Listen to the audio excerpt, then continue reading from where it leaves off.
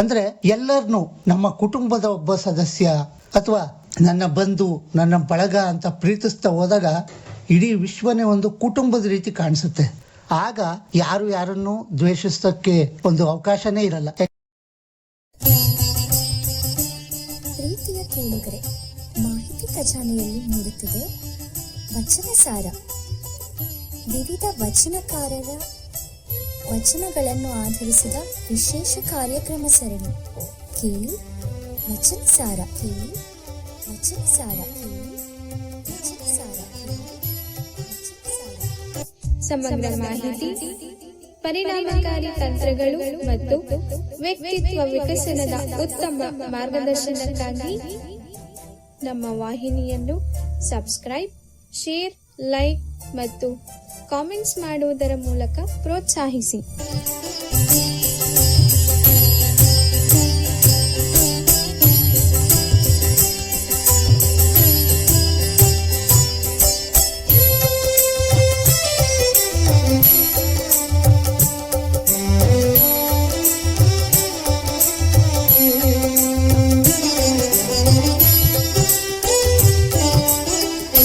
ನಮಸ್ತೆ ಮಾಹಿತಿ ಖಜಾನೆ ಯೂಟ್ಯೂಬ್ ಚಾನಲ್. ನಾನು ನಿಮ್ಮ ಗೆಳೆಯ ಗುರುಸ್ವಾಮಿ. ಸ್ನೇಹಿತರೆ, ಪ್ರತಿ ವಾರದಂತೆ ವಚನಸಾರ ಕಾರ್ಯಕ್ರಮದಲ್ಲಿ ಇವತ್ತು ಕೂಡ ಅಣ್ಣ ಬಸವಣ್ಣನವರ ಮತ್ತೊಂದು ವಚನದೊಂದಿಗೆ ತಮ್ಮನ್ನೆಲ್ಲ ಭೇಟಿಯಾಗ್ತಾ ಇದ್ದೀನಿ. ಹಾಗಾದರೆ ಹೆಚ್ಚು ತಡ ಮಾಡದೆ ಈ ದಿನದ ಈ ಕಾರ್ಯಕ್ರಮವನ್ನು ಪ್ರಾರಂಭ ಮಾಡೋಣ. ಕಾರ್ಯಕ್ರಮಕ್ಕೆ ನಾನು ತಮ್ಮೆಲ್ಲರನ್ನು ಸ್ವಾಗತಿಸ್ತಾ ಇದ್ದೇನೆ. ಇವತ್ತಿನ ವಚನ ಇವನಾರವ. ಇವನಾರವ ಇವನಾರವ ಇವನಾರವನೆಂದೆನಿಸದಿರಯ್ಯ. ಅಂದ್ರೆ ಇವತ್ತಿನ ಜಗತ್ತಿನಲ್ಲಿ ನಾವು ನೋಡ್ತಾ ಇದ್ದೀವಿ, ಜಾತಿ ಭೇದ, ಬಣ್ಣದ ಭೇದ, ಮತ್ತೆ ವರ್ಗ, ಈ ರೀತಿ ನಾನಾ ರೀತಿಯಲ್ಲಿ ಭೇದ ಭಾವ ಮಾಡೋದಿದೆ.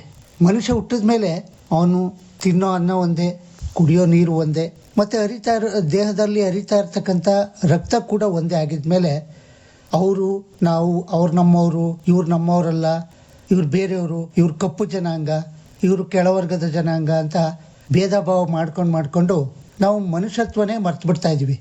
ಈ ವಚನದ ಮೂಲಕ ಬಸವಣ್ಣವರು ಮಾನವತಾ ಸಂದೇಶವನ್ನ, ಅಂದ್ರೆ ವಿಶ್ವ ಮಾನವ ಸಂದೇಶವನ್ನ ಕೊಡ್ತಾ ಇದ್ದಾರೆ. ಮುಂದಿನ ಸಾಲಿನಲ್ಲಿ ಇವ ನಮ್ಮವ ಇವ ನಮ್ಮವ ಇವ ನಮ್ಮವನೆಂದೆನಿಸಯ್ಯ. ಅಂದ್ರೆ ಎಲ್ಲರನ್ನೂ ನಮ್ಮ ಕುಟುಂಬದ ಒಬ್ಬ ಸದಸ್ಯ ಅಥವಾ ನನ್ನ ಬಂಧು, ನನ್ನ ಬಳಗ ಅಂತ ಪ್ರೀತಿಸ್ತಾ ಹೋದಾಗ ಇಡೀ ವಿಶ್ವನೇ ಒಂದು ಕುಟುಂಬದ ರೀತಿ ಕಾಣಿಸುತ್ತೆ. ಆಗ ಯಾರು ಯಾರನ್ನು ದ್ವೇಷಿಸೋಕ್ಕೆ ಒಂದು ಅವಕಾಶನೇ ಇರಲ್ಲ. ಯಾಕೆಂದ್ರೆ ಎಲ್ಲರನ್ನೂ ಪ್ರೀತಿಸೋ ತರ ನಾವು ಆದ್ಮೇಲೆ ಇನ್ನು ದ್ವೇಷ ಅನ್ನೋ ಪದಕ್ಕೆ ಅಲ್ಲಿ ಜಾಗನೇ ಇರೋದಿಲ್ಲ. ಹಾಗಾಗಿ ಇಡೀ ವಿಶ್ವದ ಮನುಕುಲದ ಪ್ರತಿಯೊಬ್ಬರನ್ನು ಕೂಡ ನಾವು ಸಹೋದರ ಸಹೋದರಿಯಂತೆ ಪ್ರೀತಿಸ್ಬೇಕು. ನಮ್ಮ ಕುಟುಂಬದ ಒಬ್ಬ ಸದಸ್ಯರನ್ನ ನಾವು ಯಾವ ರೀತಿ ನೋಡ್ಕೋತೀವೋ ಇತರರನ್ನು ಕೂಡ ಇವರು ಕೂಡ ನಮ್ಮಲ್ಲಿ ಒಬ್ಬರು ಅನ್ನೋ ರೀತಿ ನೋಡ್ಕೋಬೇಕು ಅನ್ನೋದೇ ಈ ಒಂದು ಸಾಲಿನ ಸಂದೇಶವಾಗಿರುತ್ತೆ. ಕೂಡಲ ಸಂಗಮ ದೇವ ನಿಮ್ಮ ಮನೆಯ ಮಗನೆಂದೆನಿಸಯ್ಯ. ಕೊನೆಗೆ ದೇವರೇ, ನೀನು ನಿನ್ನ ಮನೆಯ ಸಾಮಾನ್ಯ ಒಬ್ಬ ಮಗನಂತೆ ನನ್ನನ್ನು ಭಾವಿಸಿ, ನನ್ನ ಕರುಣಿಸಿ, ನನಗೆ ಆಶೀರ್ವಾದ ಮಾಡು, ನಿನ್ನಲ್ಲಿ ಲೀನ ಆಗುವ ಹಾಗೆ ಮಾಡು.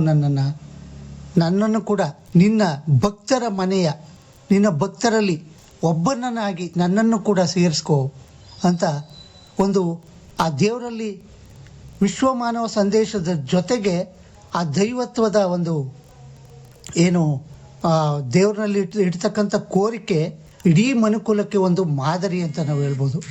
ಹೀಗೆ ನಾವು ಇವತ್ತಿನ ಕಾಲದ 21ನೇ ಶತಮಾನದಲ್ಲಿ ಇದ್ರೂ ಕೂಡ ಇನ್ನು ಜಾತಿ, ಬಣ್ಣ, ವರ್ಣಭೇದ ನೀತಿ, ಹೀಗೆ ಅನೇಕ ದರಿದ್ರ ಪದ್ಧತಿಗಳು ಇವತ್ತಿನಲ್ಲೂ ಕೂಡ ಆಚರಣೆಯಲ್ಲಿರೋದು ನಿಜವಾಗ್ಲೂ ಕೂಡ ನಮ್ಮೆಲ್ಲರಿಗೂ ಒಂದು ನಾಚಿಕೆಗೇಡಿನ ಸಂಗತಿ ಅಂತ ಹೇಳ್ಬೋದು. ಯಾಕೆಂದ್ರೆ ಇಷ್ಟೊಂದು ಮುಂದುವರೆದು ಇಷ್ಟೊಂದು ತಿಳುವಳಿಕೆ ಉಳ್ಳವರಾಗಿ ಕೂಡ ನಾವು ಇವತ್ತಿಗೂ ಕೂಡ ಅವೆಲ್ಲನೂ ಆಚರಣೆಯಲ್ಲಿ ಇಟ್ಟಿದ್ದೀವಿ ಅಂತಂದ್ರೆ ಎಷ್ಟೋ ಹೋಗಿವೆ.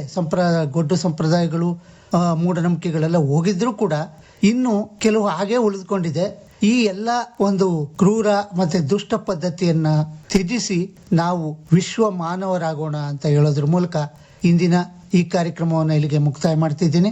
ಮತ್ತೊಂದು ಸಂಚಿಕೆಯಲ್ಲಿ ನಾನು ತಮ್ಮೆಲ್ಲರನ್ನು ಭೇಟಿಯಾಗ್ತೀನಿ ಅಂತ ಹೇಳ್ತಾ ಎಲ್ಲರಿಗೂ ಧನ್ಯವಾದಗಳು.